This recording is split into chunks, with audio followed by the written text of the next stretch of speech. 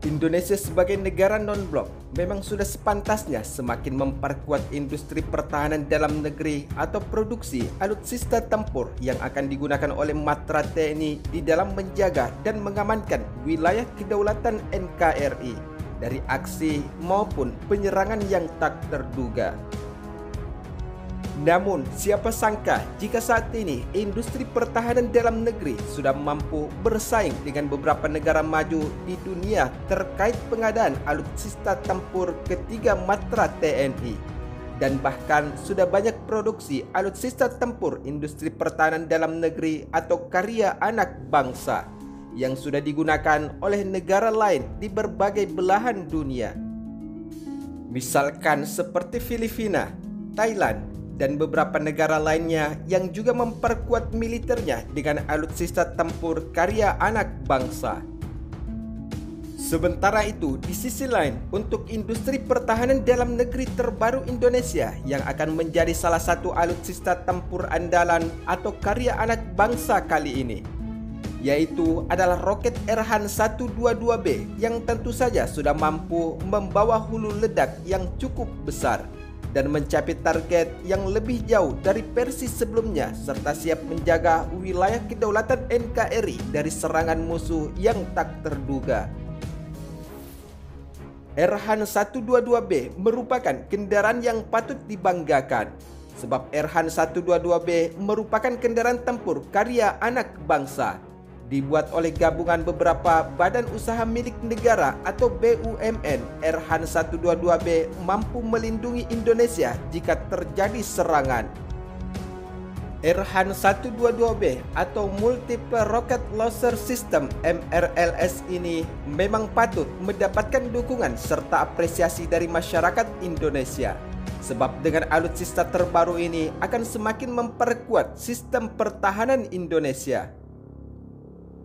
Sementara itu, jika dilihat dari spesifikasinya, Erhan 122B berbobot 60 kg, di mana 18 kg di dalamnya berupa hulu ledak dengan bahan bakar yang menggunakan solid propellant.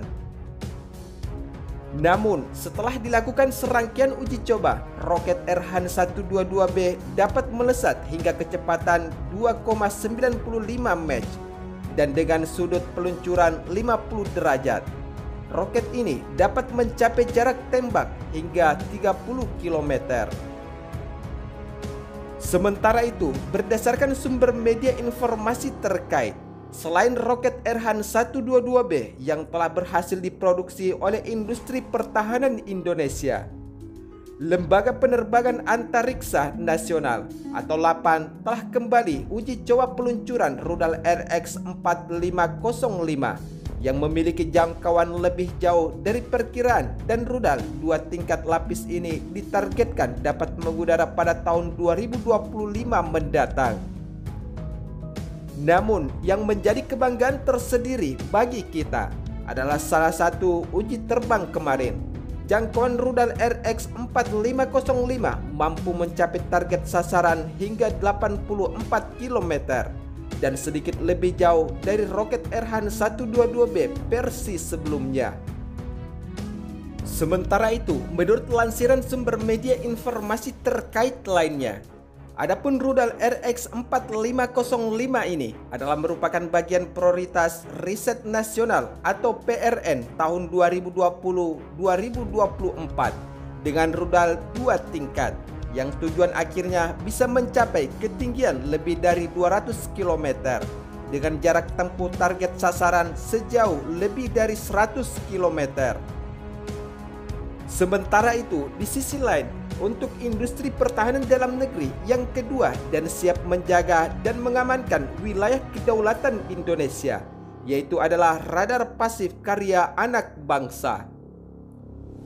Menurut sumber media informasi terkait, Badan Penelitian dan Pengembangan Pertahanan atau Balitbang dan Kementerian Pertahanan Republik Indonesia telah berhasil mengembangkan prototipe radar pasif untuk memperkuat keamanan udara dan maritim Negara Kesatuan Republik Indonesia.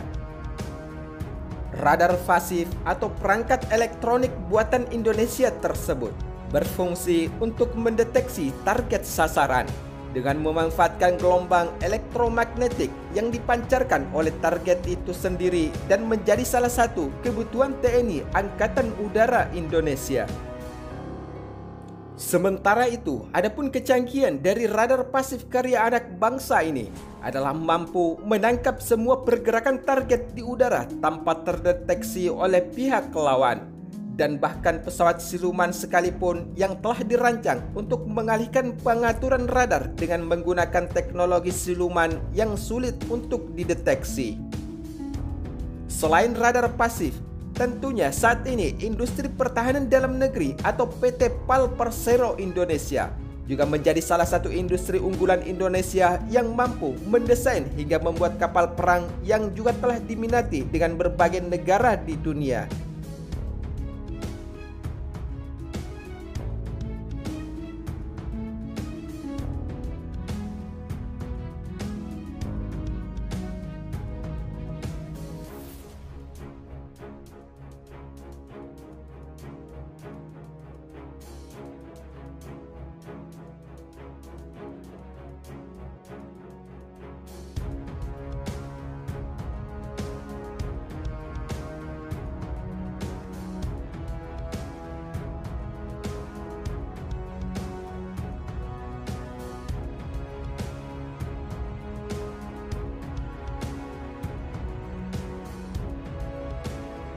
Misalkan saja salah satu produksi alutsista tempur atau kapal perang yang telah berhasil dibuat oleh industri galangan perkapalan PT PAL Indonesia dengan berbagai jenis. Adapun produksi alutsista kapal perang Indonesia ini tentunya tidak hanya diminati dan digunakan oleh TNI Angkatan Laut. Produk kapal perang dari PT PAL juga mulai digemari berbagai negara di dunia. Misalkan saja seperti Filipina yang juga menggunakan kapal perang buatan PT PAL Indonesia. Dan bukan hanya itu saja, sebab saat ini Malaysia dan Uni Emirat Arab juga tengah melakukan finalisasi desain untuk memesan kapal perang yang sama dari PT PAL Indonesia. Adapun produksi alutsista tempur kapal perang yang telah berhasil dibuat oleh PT PAL Indonesia memiliki 3 jenis. Salah satunya adalah kapal perang SSP atau Strategic Self Vessel. Kapal perang SSP ini merupakan jenis kapal pengembang dari jenis Landing Platform Dock. Kapal ini memiliki fungsi sebagai kapal pengangkut personel dan alat tempur, mulai dari truk, tank tempur, dan hingga helikopter. Adapun spesifikasi kapal perang PSS karya anak bangsa ini yaitu memiliki panjang 123 meter dan lebar 21,8 meter serta memiliki kecepatan 16 knot dengan ketahanan berlayar selama 30 hari di laut lepas. Yang kedua adalah kapal perang perusak kawal rudal atau PKR yang merupakan salah satu produksi industri pertahanan PT PAL Indonesia. Kapal perang PKR Madain Indonesia ini merupakan kapal perang canggih jenis fregat kelas yang memiliki panjang 105,11 meter, lebar 14,2 meter, dan memiliki kecepatan 28 knot dengan jarak berlayar sampai 5000 nm pada 14 knot dan ketahanan berlayar selama 20 hari. Adapun kapal perang perusak ini memiliki 4 kemampuan tempur, yakni kemampuan perang antara permukaan dengan tembakan torpedo dan rudal, serta PKR-1 ini dapat menenggelamkan kapal perang musuh. Untuk di udara dengan senjata yang dimiliki kapal perang PKR ini dapat menghancurkan jet tempur atau pesawat musuh, serta kapal ini bisa difungsikan untuk perang bawah laut. Dan yang terakhir, kemampuan perang kapal ini yaitu mampu melakukan perang elektronika juga dimiliki oleh kapal perang PKR buatan Indonesia ini. Sementara itu, selain kapal perang permukaan, PT PAL Indonesia juga sudah mampu memproduksi kapal selam melalui kerjasama industri pertahanan Korea Selatan. Berdasarkan sumber media informasi terkait, PT PAL saat ini tengah menyelesaikan pembuatan kapal selam pesanan dari TNI Angkatan Laut Indonesia. Dan pembuatan kapal selam oleh PT PAL Indonesia ini merupakan hasil kerjasama dengan Korea Selatan dalam hal transfer teknologi, yaitu kapal selam jenis Cambogo.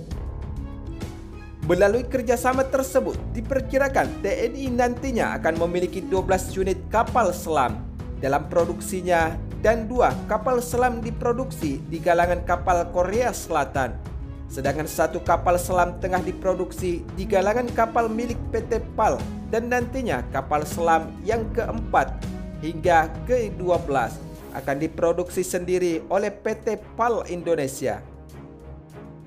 Sementara itu, dalam misinya, kapal ini dibuat untuk mengemban tugas menjaga perairan Indonesia dan keutuhan NKRI dari bawah laut.